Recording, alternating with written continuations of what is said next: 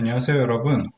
오늘 21년도 무용시험 경진대회에 참여해주신 모든 분들께 환영의 말씀을 전하면서 저에게 주어진 CM 분야 국가 R&D 연구단 사례 발표라는 주제로 여러분들과 시간을 함께 하도록 하겠습니다.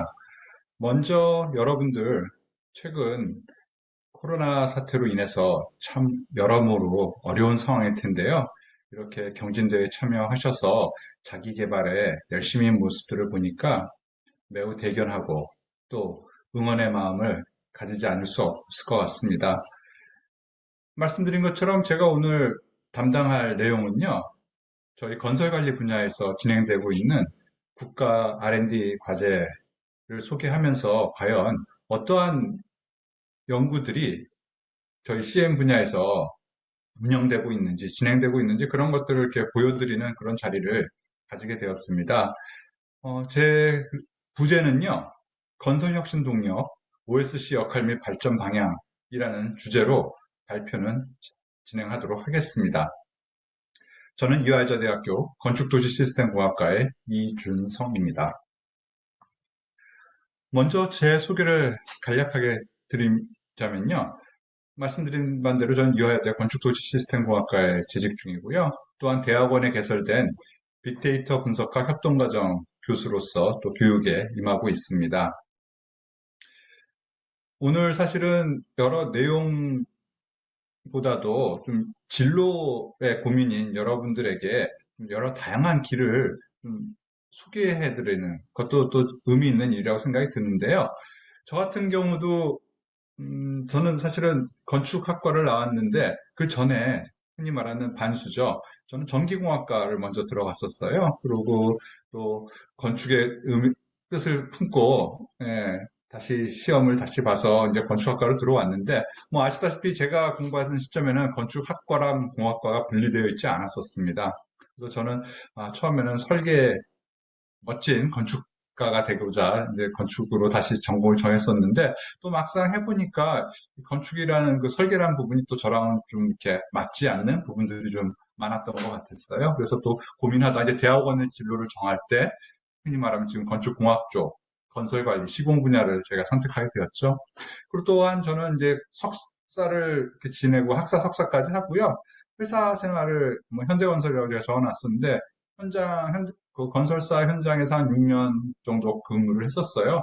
그리고 나서 다시 공부를 좀 더 해야겠다라는 생각을 가지고서 서른이 넘어서 좀 늦은 나이라고 할 수 있을 것 같은데 그때 다시 유학을 길에 올라서 공부를 시작했습니다.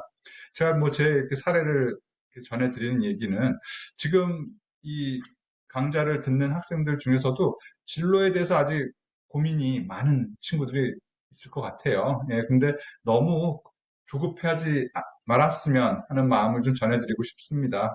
저 자신도 사실은 그 당시를 돌이켜보면 굉장히 재수도 하고 또 전공도 바꾸는 것 과정도 있었고 또 회사를 다니다가 또 다시 뒤늦게 유학을 하겠다는 생각을 들기도 하고 굉장히 여러 고민들을 했었던 것 같아요. 근데 그런 것들이 이제 물론 지나고 나서 보니까 그런 고민의 시간들이 다 저에게는 소중한 또 과정이 아니었나 그런 생각을 해봤습니다. 그러니까 여러분들도 지금 진로를 뭐 정한 친구분들도 계시고 아니면 좀 더 여러 길에서 여러 방법에 대해서 길에 대해서 모색하는 친구들이 많을 것 같은데요. 좀 차분하게 또 너무 조급하지 않게 자기의 갈 길을 정해 나갈 수 있으면 좋겠다는 생각을 하고요. 또한 나중에라도 또 길을 변경하고 싶은 일이 생기면 그걸 너무 두려워하지 마시고 또 그거를 그 상황에서 맞추어서 자기가 갈 길을 찾아 나가면 뭐 되지 않을까 그런 생각을 여러분들에게 전해드리고자 합니다. 물론 제 사례니까요. 뭐 참조하시면 될 것 같고요. 또 시작하기 전에 여기 제 이력을 보시면 제가 건축도시시스템공학과 교수라고 되어 있어요. 이런 과가 있었나 좀 낯선 분들도 계실 것 같은데요. 저희 이과는 사실은 전신은 건축공학과입니다. 저희 건축공학과인데 저희가 2017년부터 여러 저희 학생들, 저희 학교 학생들의 어떤 진로라든지 취업이라든지 이런 상황들을 봤을 때 좀 새로운 영역들을 좀 개발해야 될 필요성을 느꼈어 가지고요. 뭐 아시다시피 건축공학의 가장 큰 세 분야는 건축 구조, 건축 환경 및 설비, 뭐 건축 시공 및 사업 관리 이런 세 분야잖아요. 근데 저희가 뭐 저희 그 당시 여러 몇 년 동안의 그 추세를 보니까 학생들이 금융권에도 많이 진출하고 또 뭐 자산 관리라든지 이런 부분들 또 다양하게 뭐 로스쿨이라든지 뭐 이런 부분들이 좀 다양하게 진로들을 잡고 있어서요.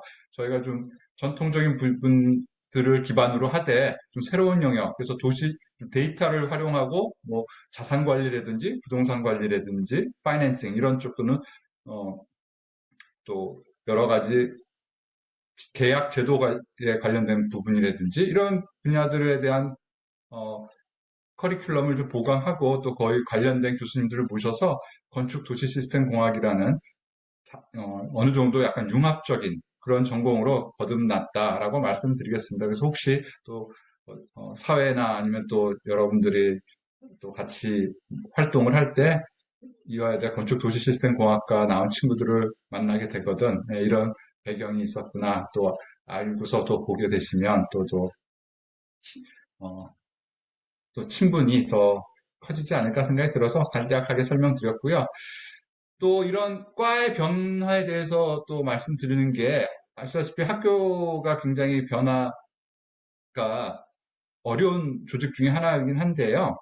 또 저희 전공도 마찬가지고 건축이라든지 건설 부분에 굉장히 변화에 직면하고 있습니다. 그러다 보니 저희도 나름 아마 저희는 굉장히 과 이름까지 바꾸고 커리큘럼도 굉장히 많이 바꾼 뭐 20, 30% 정도 이상 바꿨는데요. 그런 변화를 택했는데 저는 굉장히 도전적인 변화를 택했었고요. 아마 다른 지금 여러분들이 소속한 그 전공 학교에서도 그 소속한 전공에서도 굉장히 내부적으로는 많은 변화들을 반영하고 계실 거예요. 그래서 여러분들도 그런 변화의 학교에서의 어떤 변화의 끈을 잘 보시면서 또 자기의 나아갈 방향을 지속적으로 개척해 나가셨으면 하는 마음에서 이첫 장에서 좀 설명을 많이 부연 설명을 좀 드렸습니다.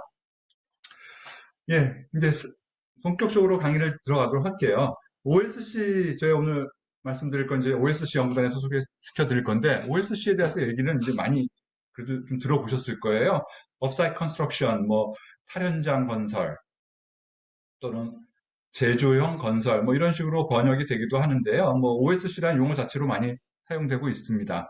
그래서 제가 또 옆에 업사이트 클래스라고 된 거는 사실 요새 여러분들도 지금 대부분 많은 부분들이 랜선, 온라인 수업들이 많이 진행되고 있잖아요. 그래서 제가 건설에서도 OSC, 학교에서도 업사이트 클래스라고 제가 좀 약간 이름을 붙여서 OSC에 되게 저희가 굉장히 OSC를 접하고 살고 있구나라는 것들을 한번 시작을 해봤습니다. 이러한 변화가 과연 많은 일들이 변했습니다. 많은 일들이 코로나로 인해서 변했는데요. 그럼 과연 어떠한 이러한 변화 속에서 우리가 어떻게 앞으로 대처해 나갈 것인지, 그와 또 관련된 대응되는 그런 연구들이 어떠한 식으로 진행되고 있는지 저희 연구단, OSC 연구단 사례로 한번 여러분들에게 소개시켜 드리고자 합니다. 오늘 크게 세 파트로 말씀을 드릴 건데요. 연구단에 대한 얘기는 마지막 파트 3에서 대응 전략에서 저희 연구단에 대한 그런 현황은 좀 소개해 드릴 거고요. 저는 그 전에 과연 저희 이런 OSC가 왜 이렇게 이슈화되고 있고 또 이런 큰 대형 연구단이 시작되었는지 그런 배경에 대해서 한번 여러분들 같이 공감을 하고 나서 그럼 저희 연구단에 대해서 좀 더 이해가 더 폭이 커질 거라고 넓어질 거라고 생각을 해서 그좀 배경 설명을 좀 먼저 드리고 진행하도록 하겠습니다. 건설 산업 얘기는 너무 많이 들었죠. 저희 과거 중동 70년대, 80년대 중동 건설 붐도 있었었고요. 또 저희 국가 굉장히 인프라를 구축하는데 건설이 굉장히 큰 기여를 했었죠. 그리고 90년도에는 주택 200만 호라든지 SOC 투자가 확대되어 있어서 국가의 기간 산업으로서 역할을 굉장히 담당하고 있었던 그런 시절이 있었는데요. 근데 아시다시피 2000년대 들어오면서 사실은 저희 좀 건설 분야의 침체가 사실 어느 정도는 생기긴 했어요. 과거 같이 아주 앞에서 선도하는 산업, 국가를 선도하는 거 분야라기보다도 좀 정체된 듯한 느낌이 많이 있었지만 뭐 GDP 대비 20% 14%로 하락됐다고 되어 있는데 사실 이거는 상대적 우리 국가 예산이라 GDP 규모가 계속 커지고 있기 때문에 사실은 금액 자체로는 결코 줄고 있다고 생각이 안 듭니다. 절대 금액은 유지되거나 조금씩 늘고 있고요. 물론 그 안에 내용들은 고도화되고 있는 부분들이 있는데 그럼 과연 우리가 이러한 2020년대 포스트 코로나 시대에 어떠한 우리가 또 분기점을 맞이하고 있는지 한번 살펴보도록 하겠습니다. 먼저 저희 건설산업 경쟁력에 대해서 한번 볼 텐데요. 건설기술연구원에서 저희 매년 저희 건설산업의 국제 경쟁력에 대한 평가를 하고 있습니다. 사실은 2016년에 6위까지 높은 그 순위까지 올라갔다가 그 이후 좀 계속 하락하고 있는 추세인 건 맞습니다. 뭐 여러 가지 이유가 있겠죠. 또 저희 원천 기술에 대한 그런 부분들이 좀 부족하다든지 또 후발 개발도상국들의 축격이 아주 매섭다든지 그런 부분에 있어서 저희 어떤 새로운 포지셔닝을 저희가 약간 어정쩡하다 그러죠. 아주 선진화되어 있는 기술을 갖고 있는 것도 아니고 그렇다고 예전처럼 어떤 가격 경쟁력에 기반한 그러한 수주를 하기도 어렵고 그런 것들이 있어서 지금 사실은 아까 말씀드렸듯이 이제 이 시대에 있어서 저희 한국 국내 건설업도 새로운 전기가 필요하다라는 생각들을 다들 공감하고들 계세요. 요새 코로나 빼놓고는 이야기가 안 되죠. 지금 저희 산업통상자원부에서도 작년에 그 포스트 코로나 시대 5대 변화와 8대 과제라는 것들로 이렇게 정리를 했었고요. 결론적으로는 이제 이러한 부분들이 이제 건설산업도 예외일 수는 없고요. 건설산업도 이러한 언택트 문화가 확산됨에 따라서 비대면과 무인화 기술이 급성하고 있고요. 결론적으로는 현장의 노동 집약적인 현장 중심의 생산 체계에서 탈현장하는 업사이트 컨스트럭션이라는 이름으로 OSC라는 그러한 개념들로서 새로운 동력을 마련하고자 하는 분위기가 감지되고 있습니다. 그럼 저희가 이번 두 번째 파트에서는 이 현재 새로운 뉴노멀이라고 그러잖아요. 저희 건설산업이 맞닥뜨리고 있는 뉴노멀에 대해서 한번 살펴보도록 하겠습니다. 사회환경 변화들 아시다시피 기능인력이 고령화되고 있고요. 그에 따른 또 여러 또 해외 근로자, 그 갭을 해외 근로자로 충당하고 있는데 그러다 보니까 숙련된 근로자들을 확보하기가 어렵고요. 그런 것들이 결론적으로는 굉장히 품질 저하를 야기시키고 있고 또한 건설 산업은 뭐 잊을만 하면 계속 터지는 인명 손실 사고들이 너무 많죠. 요새 또 중대재해법에 대한 것들도 이슈화되고 있긴 한데요. 그러한 문제들이 개선되지 못하고 있어요. 그리고 또 요새 환경, 뭐 ESG 경영이라는 것들이 확대되고 있는데 또 여러 가지 환경에 대한 부분들 그런 그 건설 산업이 좀 안 좋은 영향을 미치고 있다라는 그러한 지적을 받고 있습니다. 앞에서도 잠깐 말씀드렸지만 사실은 그 기능 인력 부족과 그 저숙련화에 대한 이슈는 굉장히 고질적인 문제이기도 합니다. 그래서 여러 가지 인력 공급이라든지 그 기능 수준 저하, 그러니까 결국 양적인 평가와 질적인 평가가 다 지금 저하되고 있는 그런 문제점들을 갖고 있고요. 또 무엇보다도 지금 새로운 인력, 신규 인력, 젊은 층들의 유입이 안 되고 있어서 그 산업 어떤 성장 동력이 점점 상실되고 있다라고 말씀드릴 수 있을 것 같고요.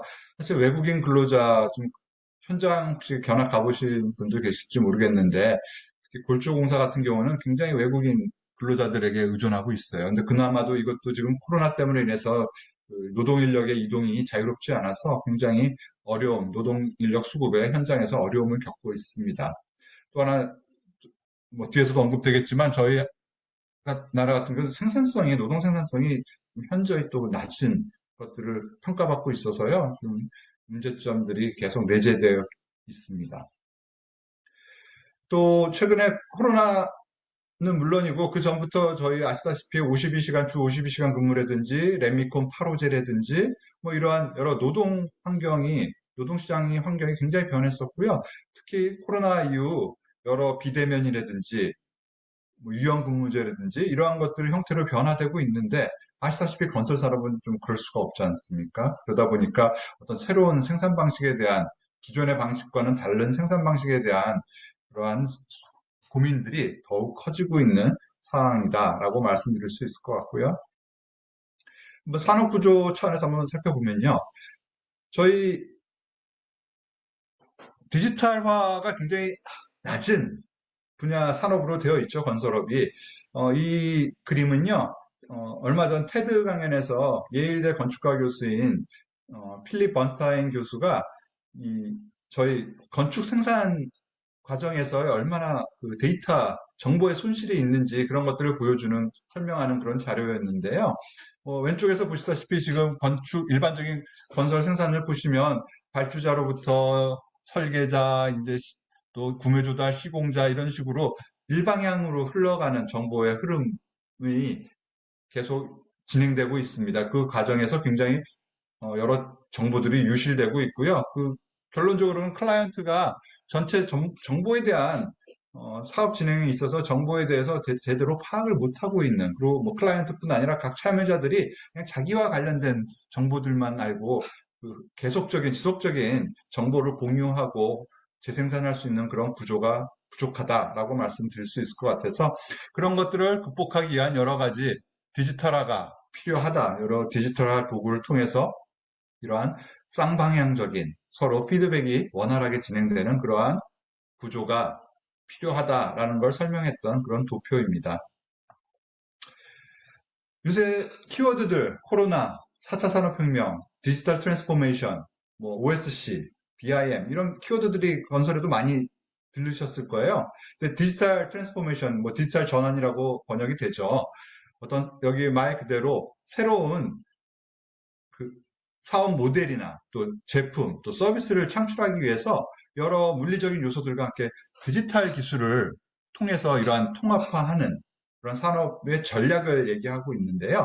이런 디지털 트랜스포메이션은 이런 기술들, 우리가 많이 봤던 뭐 AI라든지 IoT, 빅데이터라든지 뭐 자동화, 뭐 네트워크, 이런 기술들뿐 아니라 이러한 것들을 우리가 생산 방식, 프로세스 방식에 좀 이렇게 집중하는 경향들이 있어요. 근데 이러한 것들을 개선해서 굉장히 생산성을 높이고 업무 효율성을 올려야 된다라고 생각하는데, 사실 이러한 프로세스뿐 아니라 이 프로덕트와 서비스, 뭐 제품이 될 수도 있고 용역인 경우에는 서비스가 되겠죠. 이러한 상품과 또 그 주변의 환경들, 산업 환경들, 제도 정책적인 또 산업 인프라적인 환경이라든지 또 거기 참여하고 있는 여러 휴먼 리소스들, 사람들이 같이 어떤 일하는 방식을 바꿔 나가야지만 이 디지털 전환은 그 결실을 맺을 수 있다라는 것들을 여러분들이 유념해 줘야 될 것 같아요. 그래서 사실은 저희가 뭐 디지털 트랜스포메이션, 4차 산업혁명 그러면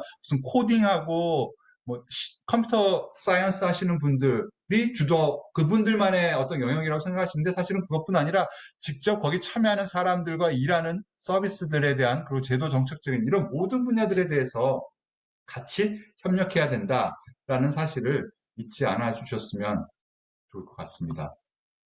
그래서 보면 건설에서의 또 디지털화를 보시면 요새는 IoT라든지 아까 말했던 인공지능, 빅데이터 이런 또 여러 스마트 센싱들을 활용하는, 또 로보틱스를 활용하는 그런 디지털 건설 기술들이 도입되고 있고요. 그건 뒤에서 다시 한번 살펴보면 설명을 좀 드리도록 할게요.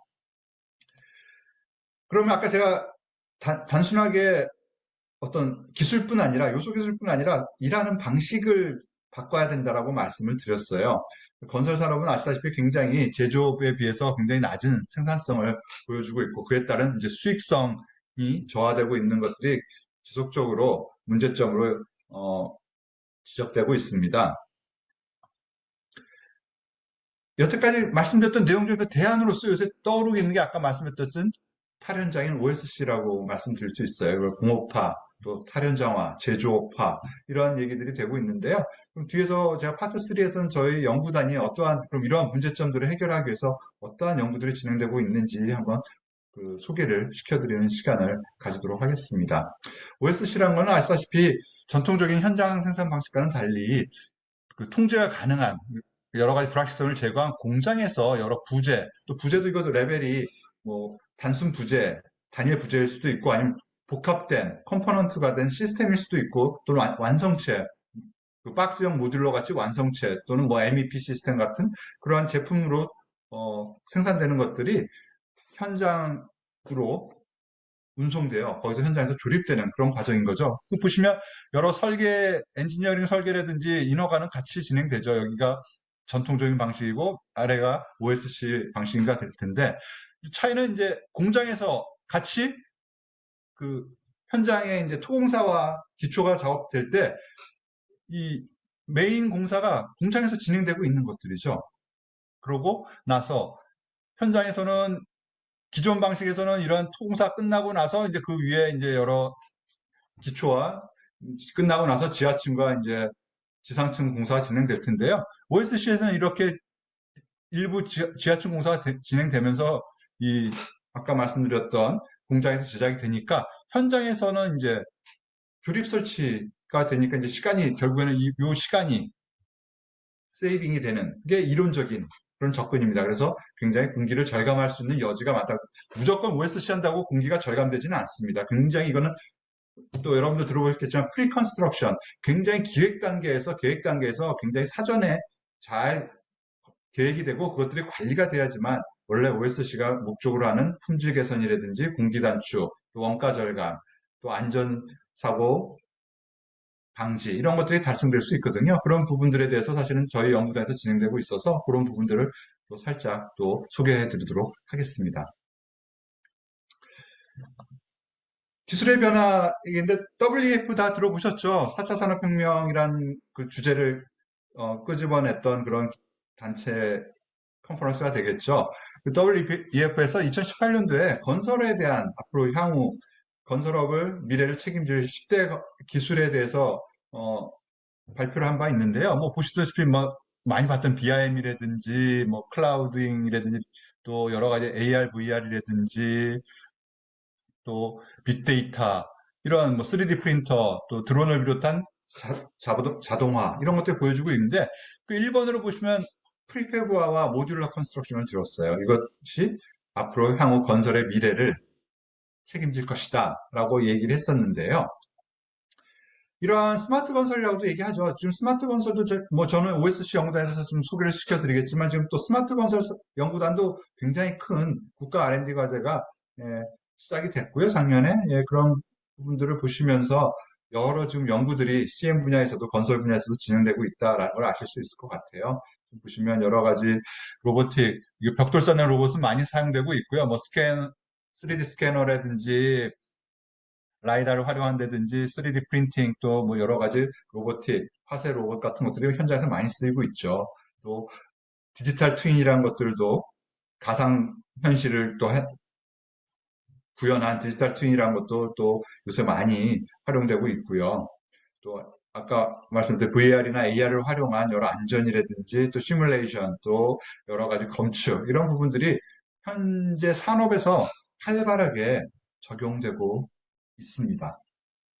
또 그에 대한 좀 더 적용성과 구체성을 높이기 위한 여러 가지 연구들이 학계와 또 현업에서 또 연구기관에서 아주 협업해서 잘 진행되고 다양한 수행이 이루어지고 있다라고 말씀드릴 수 있을 것 같습니다.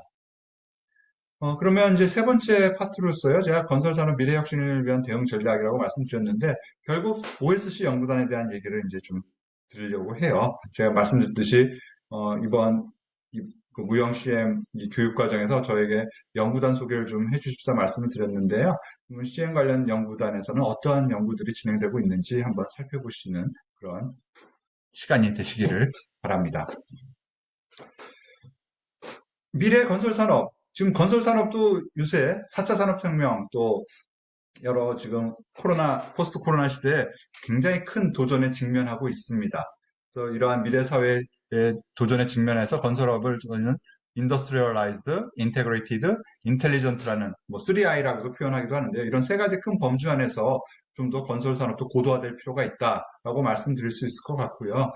뭐 첫 번째 산업화를 보시면 인더스트리얼라이즈드를 보시면 뭐 탈연정 아까 OSC 말씀하셨죠. 이런 것들을 하려면 표준화라든지 또 서플라이 체인에 대한 전반적인 최적화 또 거기 필요한 여러 요소 기술들 이게 또 데이터 플랫폼이 될 수도 있고 또 BIM 기반의 여러 정보 활용할 수 있는 것들이 이 인테그레이티드와 같이 연계돼서 진행돼야 될 것입니다. 왜냐하면 굉장히 이거는 협력적인 작업 방식이 필요하거든요. 설계 단계서부터 해서 제조 단계, 또 운송, 시공 설치 단계, 또 유지 관리까지도 굉장히 협력적이기 때문에 아까 말씀드렸듯이 데이터 정보에 대한 손실이 최소화돼야 되고 또 공유를 많이 해야지만 원래 목적을 달성할 수 있습니다.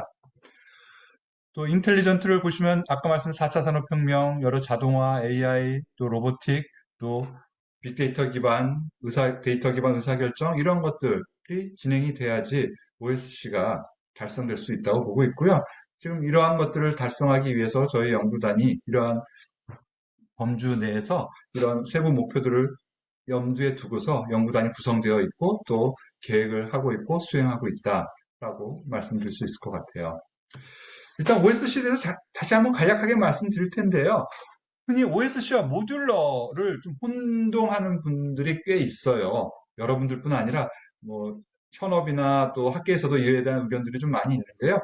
뭐 뒤에서 분류를 설명드리겠지만 OSC는 모듈러는 OSC의 한 방식이에요.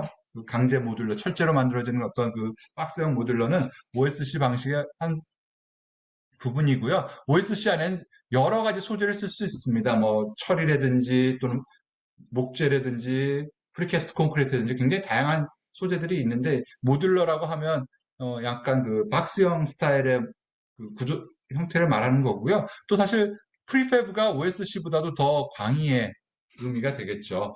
뭐 여러 가지 가구라든지 공장에서 만들어진 가구라든지 또는 창호들 뭐 이런 것들이 뭐 외벽 패널이나 뭐 다양한 또는 알루미늄 커튼홀도 마찬가지고요. 글라스 월이라든지 이런 것들이 다 프리패브 더 넓은 에 공업하다라고 말씀드릴 수 있을 것 같아요. 그러면 오늘 제가 OSC 분류에 대해서 한번 설명드릴 때 분류를 한 세 가지 관점에서 봐주시면 좋을 것 같아요. 소재에 의한 구분, 또 구조, 그 유닛 간의 연결 구조 방식에 대한 것들, 그리고 조립도가 어느 정도 되는지 그런 분류에 따라서 소재에 따라서는 아까 말씀드렸듯이 스틸이라든지 또 프리캐스트 콘크리트 또는 미국에서나 일본에서 많이 쓰는 목재 같은 경우도 활발하게 OSC 소재로서 사용되고 있고요. 물론 또 강화 플라스틱 같은 것들을 쓰는 경우도 있고요. 그리고 다양한 소재가 가능합니다. 구조에 따라서는 이 녹색으로 표시된 것들이 이제 구조체들인데요. 라면이란 게 기둥보 방식이죠. 기둥보 방식이라 해서 각각 어떤 골조가 프레임이 그 스켈레톤이 만들어지고 거기에 따라 이제 후속 공정이 진행되는 것들이고요. 벽식은 흔히 말하는 우리 대부분의 아파트들이 우리나라 벽식 아파트들이 보면 벽으로 구조체가 되잖아요. 그 패널식이라고도 한다. 패널 방식이라고도 하는데 벽으로서 구조를 전달하는 그런 방식이 될 거고요. 그리고 말씀드렸듯이 이제 하나의 유닛, 박스 타입으로 되는 것들을 통해서 쌓거나 적층하거나 아니면 일부 철거 같은 프레임 안에다가 이런 구조, 그 육면체들을, 박스를 끼워 넣는 인필 방식이라고 그러는데 이런 방식으로 또 진행되는 분류를 할 수가 있습니다.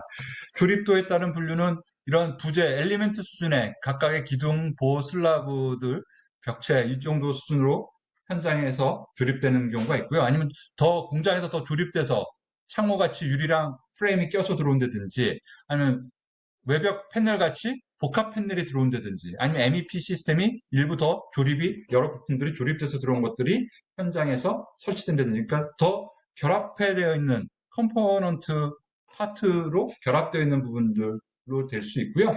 더 진행된 게 하나의 완성체 유닛 타입으로 뭐 박스 타입이 말씀드릴 수 있겠죠. 그런 게 모듈러 타입이다라고 이해하시면 될 것 같아요. 그래서 UBR은 유닛 바스룸이라고 아예 화장실 자체를 다 만들어서 그 골조에다 설치하는 그런 방식도 하나의 그 OSC에서 어셈블리로 보면 유닛 방식이다라고 이해하시면 될 것 같습니다.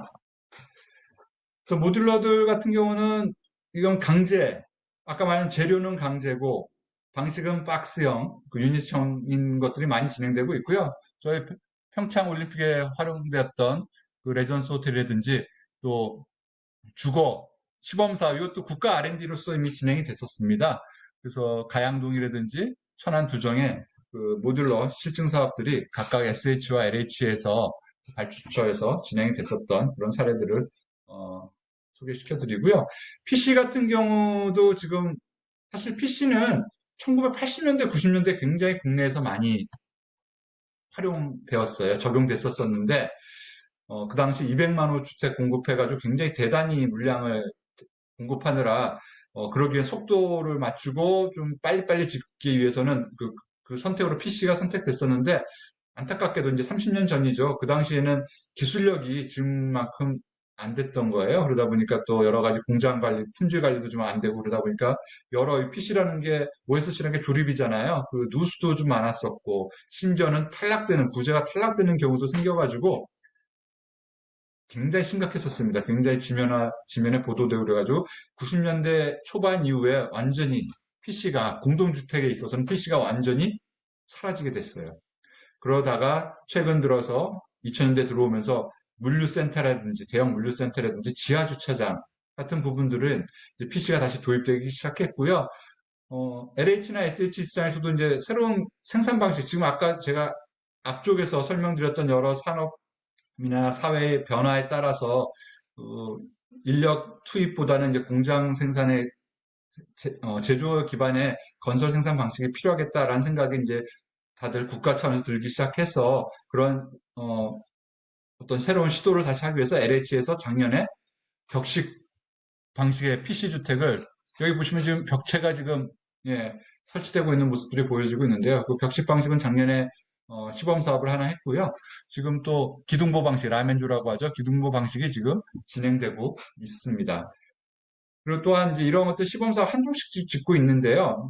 저희 연구단에서는 이제, 그리고 이거는 원래는 RC로 한 것들을 이제 갑자기 PC로 뒤늦게 바꿔서 좀 여러 가지 좀, 아까 말했듯이 설계나 기획 단계에서 OSC를 감안한 그런 설계나 기획이 안 돼 있어서 좀, 원래 OSC가 달성하고자 하는 목표를 충분히 이루지 못하고 있어서 저희 연구단에서도 사업단이 실증 사업을 2개 진행할 예정이에요. LH, SH가 각각이요.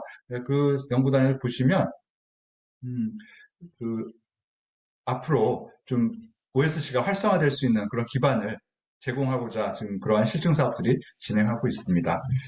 네, 제 연구단 소개를 간략하게 드리도록 할게요. 이제 사실은 이거를 위해서 지금 앞에 지금 배경이라든지 여러 가지 지금 진행 사항들을 좀 설명을 드렸었는데요. 저희 연구단은 OSC 기반 공동주택 생산 시스템 혁신기술 개발 이란 과제 제목을 갖고 있습니다. 여기서 좀 주목해 주실게요. 뭐 당연히 대상은 저희 그 건물 대상은 중저층 공동주택이고 그 PC 구조예요. 그래서 그 라멘조와 벽식을 다 같이 진행하고 있고요. 보시면 근데 PC 주택이라고 안 쓰고 저희가 생산 시스템 혁신이라는 데 굉장히 방점을 두고 있습니다. 아까 말했듯이 OSC가 그 성공적으로 수행되기 위해서는 단순한 요소기술뿐, 엔지니어링적인 요소기술은 물론이고 여러 산업적인 인프라가 구축되어야 하고요. 제도라든지 정책들, 그리고 또 이런 데이터들, 정보들이 원활하게 활용할 수 있는 플랫폼이 운영돼야 되고요. 그래서 그런 것들이 같이 전반적으로 여러 참여 주체들이 다 함께 연구단에 참여해서 저희 이런 새로운 생산혁신 시스템을 구축하기 위해서 노력하고 있다라고 보시면 될 것 같아요. 그래서 보시면 저희 연구단이 총 25개 연구기관이 참여하고 있고요. 또 참여기업이라 그래가지고 연구는 직접 수행하지 않지만 자료를 공유하고 또 여러 가지 펀딩을 해주는 업체들이 또 25개에서 총 50개 기관이 참여를 하고 있어요. 그래서 얼핏 이렇게 보셔도 알 수 있으시겠지만 설계사무소도 있고요. DA나 히림 같은 경우에 설계사무소도 있고요. 구조 엔지니어링 업체도 있고요. 당연히 또 PC 업체들, 뭐 까뮤 ENC가 PC 업체들도 있고요. 또 여러 가지 당연히 대형 시공사들, 뭐 대우, DL ENC라든지 롯데라든지 또 GS건설, 또 현대엔지니어링 이러한 대형 시공사들도 참여하고 있습니다. 또 건설기술연구원, 또 제도와 정책에 굉장히 저희 건설에 대한 일을 주도적으로 하고 계시는 건설기술연구원도 들어와 있고요. 또 가장 중요한 또 그 공공발주자인 LH와 SH가 참여를 하고 있어요. 그리고 여러 학교 교수님들도 같이 힘을 모아주시고 계시고요. 또 콘크리트, 그 대표적인 우리나라 건설 쪽의 콘크리트 학회랑 또 건축학회, 여기 표시가 안 돼 있는데요. 건축학회도 좀 참여해서 저희 같이 연구를 진행하고 있습니다. 연구 기간은 4년 정도 좀 모자라, 4년 3년 9개월이고요. 연구비는 국가 출연 금액이 한 150억이고 또 민간 부담까지 하면 한 230억 정도 되는 대규모 과제 연구단이라고 보시면 될 것 같아요. 그러다 보니 세 개의 세부 과제로 구성되어 있는데요. 1세부 같은 경우는 주로 설계 엔지니어링 기술을 관련된 연구들을 진행하고 있고요. 2세부, 그럼 물론 2세부 같은 경우는 공장과 현장에 대한 부분들을 진행하고 또 플랫폼들에 대한 것들을 진행하고 있고요. 3세부는 여러 가지 인프라들, 제도 정책과 관련된 인프라 부분들을 좀 같이 연구를 진행하고 있습니다. 저희 오늘 굉장히 많은 기관들이 같이 협업하다 보니까 또 저희 나름대로 내부적으로 워킹 그룹, 이렇게 빨간 글씨로 써 있는 것들을 이제 그 여러 워킹 그룹이라 해서 또 그룹별로 모여서 또 협의를 해 가면서 진행을 하고 있습니다. 또 이런 모든 연구들은 결국에는 실증 사업을 위한 LH와 SH가 진행하는 실증 사업을 위해서 이러한 모든 요소 기술들과 또 인프라에 대한 것들, 또 개발되는 여러 시스템들이 이 실증을 위해서 같이 운영되고 있다. 그 목적을 위해서 실증 사업의 성공을 위해서 운영되고 있고, 그런 실증 사업의 성공이 향후 저희 건설 산업 생산 혁신에 밑거름이 될 것이고 또 어떤 시금석이 될 것이다 라고 생각을 하면서 연구를 진행하고 있습니다. 또 보시면 뭐 연구단 같은 경우에 가장 좋은 또 장점이요. 여러 사람들이 같이 모여서 이러한 워크샵이라든지 뭐 여러 또 성과 발표, 심포지움이라든지 이런 것들을 하고 또 각계의 의견들도 공청회를 통해서 듣기도 하고 그런 것들이 진행할 수 있어서 굉장히 그 국가 차원에서의 경쟁력을 제고하고 또 건설 산업의 발전을 위해서 굉장히 큰 역할들을 하고 있습니다. 저희 5월달 말에도 한번 저희 2차 워크샵을 진행했었고요. 온라인도 하다가 또는 방역 지침에 준수하면서 또 오프라인도 같이 진행하고 그리고 적절하게 그 연구 효율 그 성과를 달성하기 위해서 노력들을 하고 있습니다. 8월 말에요. 지금 저희 또 심포지움이 아주 대한상공회의소에서 국제에서 이게 800명 들어가는 서인데 이제 사람은 다 못 들어오셔서 저희가 아마 온라인과 그 비대면과 대면 같이 진행을 할 텐데요. 한번 보시고 8월 27일 날 저희 관심 있게 보시고 이 OSC 심포지움도 참여해 주시면 좋으실 것 같아요. 연구단 소개 아까 대략 드렸는데요. 어떤 일들이 한번 진행되는지 한번 볼까요? 그 설계 엔지니어링 부분이라고 말씀드렸잖아요. 예, 당연히 토지주택 LH가 이런 실증 사업에 대한 것들을 같이 고민하고 있고요. 또 아주대학교에서 이제 사업 성과 평가 체계에 대한 것들을 같이 LH와 협력해서 진행하고 있는 게 이게 첫 번째 워킹 그룹이고요. 두 번째 워킹 그룹은 설계와 엔지니어링 쪽입니다. 그래서 히림과 DA 그룹 제일 대표적인 건축 설계 사무소들이죠. 여기서 뭐 라이브러리 구축하고 또 여러 가지 모듈과 표준 모듈이 결합된 또 표준 모델을 개발하고 있고요. 또 그런 것들이 구조적인 뒷받침이 돼야 돼서 그 PC 구조에 대해서 굉장히 전문성을 갖고 있는 아이스트라는 구조 엔지니어 회사가 같이 협업하고 있고요. 광운대학교에서는 또 DFMA라고 생산과 제조와 시공을 염두에 둔 설계 방식들, 이런 최적화하는 방식들에 대한 것들을 제공하면서 또 이 설계사무소와 구조사무소에 대한 조율을 해가면서 주도적으로 같이 연구를 진행하고 계세요. 그리고 세 번째는 구조 설계와 시공 지침 개발을 저 아까 말씀드린 콘크리트 학회에서 국가 기준으로서 제시할 수 있어야 되는 그런 부분들을 또 여러 가지 구조 접합부라든지 또 시험 방식이라든지 성능 평가라든지 그런 부분들에 대해서 연구를 진행하고 있고요. 또 가장 많은 그룹들이 있는 네 번째 D그룹은요.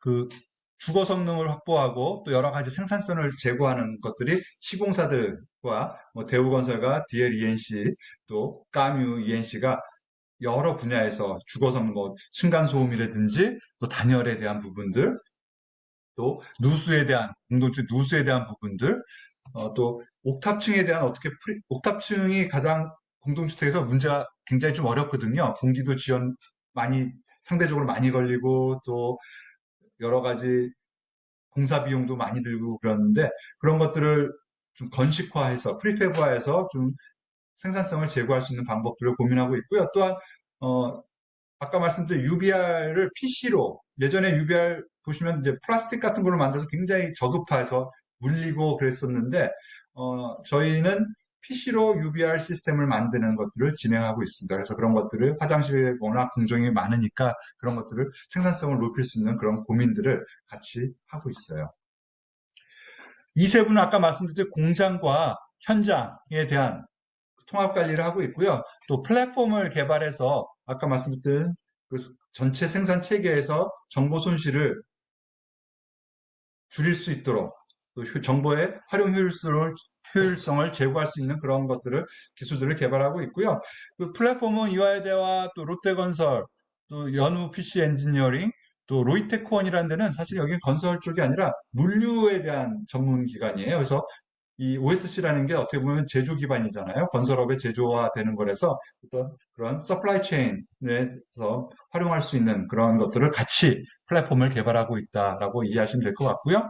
공장에서도 좀 많은 연구들이 뭐 인천대, 또 이화여대, 또 GS건설, 또 아주대 팀이 협업으로 해서 여러 가지 스마트 안전 모니터링 시스템이라든지 또 운송 계획, 또 공장에서의 어떤 야적 관리라든지 또 여러 센서를 활용한 품질 관리라든지 이런 부분들이 연구가 진행되고 있습니다. 또 세 번째 그룹에서는 이제 시공 관리가 또 중요하겠죠. 시공 정밀도를 확보해야 되니까 여기도 보시면 현대 엔지니어링을 같이 해서 성균관대와 고려대가 같이 협력해서요. 시공 정밀도를 높이는 또 여러 가지 스마트 센싱을 활용한다든지 또 데이터 기반의 또 품질 관리를 한다든지 그런 부분들이 진행되고 있다고 보시면 될 것 같고요. 네 번째 그룹은 SH공사가 이러한 여러 가지 1세부와 2세부 또는 3세부에서 진행되고 있는 여러 요소 기술과 제도들을 활용해서 또 이런 플랫폼을 실증하고 그 SH에 맞는 SH형 도심형 PC 주거에 대한 실증 사업을 진행할 예정입니다. 3세부는 확산을 위한 인프라를 구축하는 제도 정책적인 인프라라든지 또 여러 가지 교육 체계라든지 또 발주자 가이드라든지 이런 부분들 아까 말했던 제도 정책적인 부분들이 많이 고민되고 있고요. 또 표준 품셈, 적정 공기와 또 적정 가격을 산정하기 위한 그런 데이터들, 기준들을 표준 품셈들을 개발하고 있고요. 또 보시면 공장에 대한 저희 아까 말씀드렸듯이 90년대에 실패한 것들이 품질 관리, 공장 품질 관리라든지 시공 현장에서의 품질 관리 실패가 굉장히 큰 이유였는데요. 공장에 대한 인증 시스템을 국가 인증 시스템을 또 개발하고 있는 것들이 3세부에서 진행되고 있어요. 네, 어떠셨습니까? 지금 저희 연구단 소개를 드렸는데 보면 이 시행 관련 연구라는 건 보시면 굉장히 산업 전반적인 굉장히 큰 시선에서 큰 또 통합적인 그런 관점에서 연구들이 많이 진행되고 있습니다. 그리고 또 실무에서 적용될 수 있는 분야들에 대한 연구들이 많이 진행되고 있어서요. 저희 연구단 아까 워크숍이라든지 거기 보면 또 대학원 석사라든지 또 박사의 과정에 계신 분들이 많이 또 참여하셔서 또 배우면서 또 실무의 네트워크도 넓혀가면서 그런 좋은 기회가 될 수 있을 것 같거든요. 그러니까 여러분들도 시행 관련 분야에서 이런 연구들이 진행되고 있구나. 또 아마 소속된 교수님들도 아마 다양한 연구들이 수행하고 계실 거예요. 연구들 수행하고 계실 테니까 본인 관심 분야와 이렇게 맞는다고 생각이 되시면 한번 같이 또 석사나 또는 박사까지도 대학원에서 이런 연구를 진행하시는 것도 굉장히 도움이 되실 겁니다. 또 그러고 대학원 석사 가신 다음에 또 현업에 가는 경우도 있고 또는 반대로 현업에 가셨다가 또 석사, 박사로 또 오시는 분들도 많이 있고 하니까요. 이런 연구에 대한 진행을 한번 보시는 것들이 또 여러분 진로에 많은 도움이 될 수 있지 않을까라는 바람에서 제가 간단하게 저희 연구단 소개를 드렸습니다. 네. 아마 이 슬라이드로 마무리를 할 텐데요. 이제 코로나가 금년 내 또 하반기에 되면 좀 다시 일상으로 돌아가기를 다들 기원하고 있습니다. 하지만 저희가 볼 때는요. 일했던 방식은 결코 과거와 같지 않을 것 같아요. 그래서 여러 가지 여건들이 저희 이제 이런 변화를 대해서 더 능동적으로 또 어떻게 개선해 나갈 것인지 또 거기에서 또 새로운 또 길을 찾아 나가는 것들은 이제 여러분의 몫이고 또 같이 우리들의 몫인 것 같습니다. 같이 협력해서요, 좋은 또 각자의 진로, 역할을 또 사회에서의 역할을 기여할 수 있는 길들을 잘 찾고 또 본인의 또 행복을 또 찾을 수 있는 그런 진로를 잘 찾으시길 바라고요. 오늘 이렇게 또 여러분들이 이렇게 그 이런 경진대회에 참여한 걸 보니 아마 다 주도적으로 여러분들은 그런 노력들을 하고 계실 것 같아요. 주변 선배라든지 또 교수님들이랑 항상 상의해 가면서 지금처럼 하듯이 적극적으로 주도적으로 본인들의 길을 찾아 나가시면 분명히 여러분들이 목적하는 목표로 하는 것들을 다 이룰 수 있을 거라고 생각이 됩니다. 예, 오늘 저의 강의는 이것으로 마무리하겠습니다. 감사합니다.